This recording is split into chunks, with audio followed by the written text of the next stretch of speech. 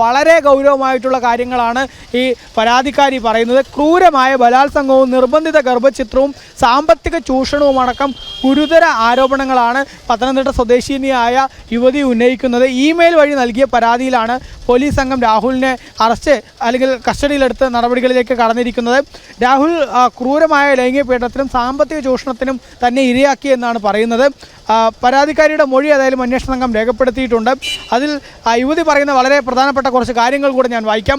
ഗർഭിണിയായ യുവതി ഭ്രൂണത്തിൻ്റെ DNA പരിശോധനയ്ക്ക് ഒരുങ്ങിയെന്നും ലാബ് രാഹുലിനോട് സാമ്പിൾ ആവശ്യപ്പെട്ടുവെന്നും മൊഴി നൽകിയിട്ടുണ്ട്. ഒപ്പം DNA പരിശോധനയോട് രാഹുൽ സഹകരിച്ചില്ല എന്നും ഇതിനുള്ള തെളിവുകൾ തൻ്റെ പക്കലുണ്ടെന്നും പരാതിക്കാരി അന്വേഷണ സംഘത്തിന് മൊഴി നൽകിയിരിക്കുന്നു. വിവാഹബന്ധത്തിൽ പ്രശ്നങ്ങൾ നേരിടുന്ന സമയത്താണ് താൻ രാഹുൽ മാങ്കൂട്ടത്തിലുമായി സാമൂഹിക മാധ്യമം വഴി പരിചയപ്പെട്ടത്.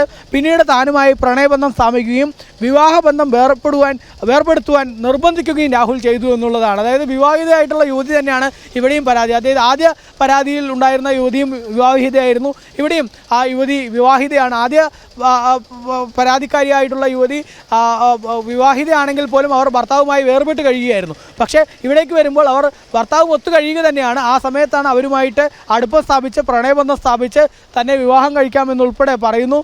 തന്നെ വിട്ടു പോകാതിരിക്കാൻ ഒരു കുഞ്ഞ് വേണം എന്നുൾപ്പെടെ പറഞ്ഞു എന്നുള്ളതാണ് ഈ യുവതി പറയുന്നത്.